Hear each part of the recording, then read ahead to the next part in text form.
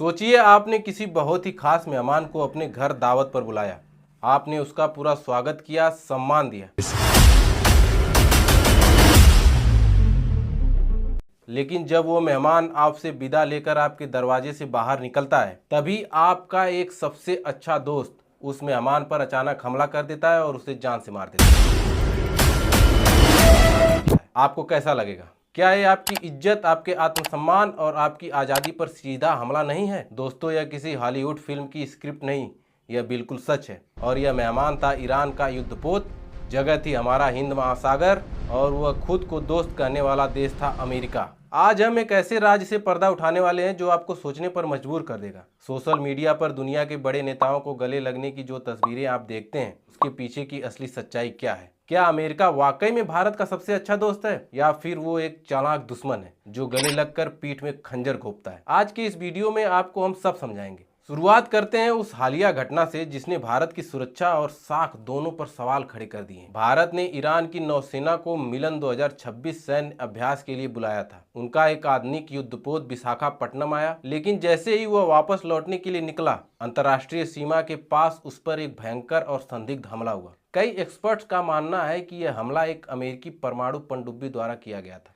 अब जरा सोचिए, अमेरिका यह हमला तब किया था जब भारत अपनी समुद्री शक्ति का प्रदर्शन कर रहा था। यह अमेरिका का एक सीधा मैसेज था कि हिंद महासागर में भी असली ताकत अमेरिका के पास ही है। लेकिन सबसे हैरान कर देने वाली बात क्या थी? भारत सरकार की खामोशी। हमने एक बार भी इसकी कड़े शब्दों में निंदा नहीं की। क्या हम अमेरिका के इतने दबाव में हैं कि अपने मेहमान को भी नहीं बचा पाए? अगर आपको लगता है कि यह अमेरिका की पहली हरकत है, तो चलिए इतिहास के पन्नों को थोड़ा पीछे पलटते हैं। साल था 1966। भारत के महान वैज्ञानिक डॉक्टर होमी जहांगीर भाभा ने एक ऐलान किया कि भारत सिर्फ 18 महीनों में अपना परमाणु बम बना सकता है। यह सुनकर अमेरिका की नींदें उड़ गई। और फिर क्या हुआ? 24 जनवरी 1966 को डॉक्टर भाभा का विमान रहस्यमय तरीके से क्रैश हो गया। और इसके ठीक 13 दिन पहले क्या हुआ था? ताशकंद में हमारे तत्कालीन प्रधानमंत्री लाल बहादुर शास्त्री जी की भी संदिग्ध हालत में मौत हो गई। शास्त्री जी के शरीर पर नीले निशान थे, लेकिन फिर भी उनका पोस्टमार्टम तक नहीं हुआ। भारत ने अपना सबसे मजबूत नेता और सबसे बड़ा वैज्ञानिक खो दिया। कई जानकार इसे अमेरिका का ऑपरेशन क्लीन अप मानते हैं, ताकि भारत कभी रक्षा के क्षेत्र में आत्मनिर्भर ना बन पाए। सच्चा दोस्त वो होता है जो बुरे वक्त में आपका साथ दे। बात है 1971 में, जब पाकिस्तान की सेना बांग्लादेश, उस वक्त पूर्वी पाकिस्तान में मासूमों का कत्लेआम कर रही थी,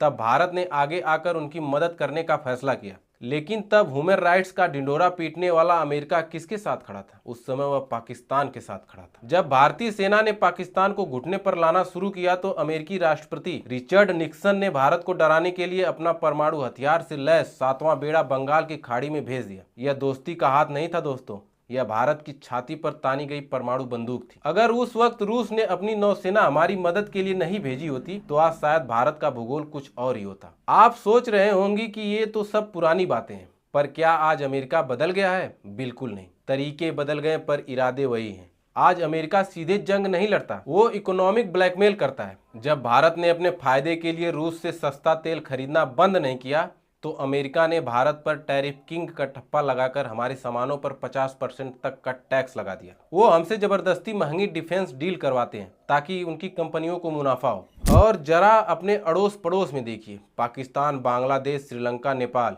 आज हर जगह ऐसी सरकारें क्यों हैं जो भारत के खिलाफ है? 2024 में बांग्लादेश में शेख हसीना की सरकार को गिराया गया क्योंकि उन्होंने अमेरिका को वहां पे सेंट मार्टिन द्वीप पर सैन्य अड्डा बनाने से मना कर दिया था। अमेरिका हमारे पड़ोसियों को अस्थिर कर रहा है ताकि भारत हमेशा अपने ही इलाके की परेशानियों से उलझा रहे और कभी एक ग्लोबल पावर ना बन पाए। एक तरफ अमेरिका पूरी दुनिया में आतंकवाद के खिलाफ लड़ने की बात करता है, तो दूसरी तरफ गुरपतवंत सिंह पन्नू जैसे अलगाववादियों को अपने देश में वीआईपी सुरक्षा देता है। जब भी भारत अमेरिका की कोई व्यापारिक शर्त नहीं मानता, तो ये पन्नू जैसे लोग अचानक से एक्टिव हो जाते हैं और भारत को धमकियां देने लगते हैं। क्या अमेरिका इनको कंट्रोल नहीं कर सकता? बिल्कुल कर सकता है, पर वो इन्हें भारत पर दबाव बनाने के लिए एक रिमोट कंट्रोल की तरह इस्तेमाल करता है। अब आते हैं एक नए धोखे पर। जब भारत को अपने खुद के बनाए गए तेजस लड़ाकू विमानों के लिए जनरल इलेक्ट्रिक के इंजनों की सबसे ज्यादा जरूरत थी, तब अमेरिका ने ऐन वक्त पर तकनीकी कारणों का बहाना बनाकर सप्लाई रोक दी। इससे हमारी वायुसेना की ताकत को बहुत बड़ा झटका लगा।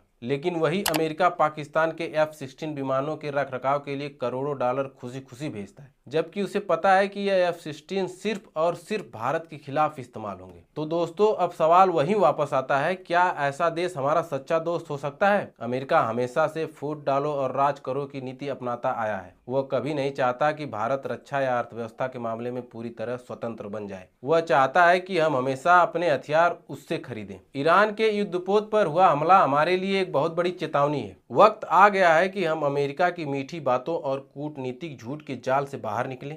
हमें अपनी आर्थिक और सैन्य ताकत की रक्षा खुद करनी होगी। पूरी तरह आत्मनिर्भर होना ही होगा। दोस्तों, आपको क्या लगता है, क्या अमेरिका वाकई में हमारा दोस्त है या दुश्मन? कमेंट सेक्शन में अपनी राय जरूर दें।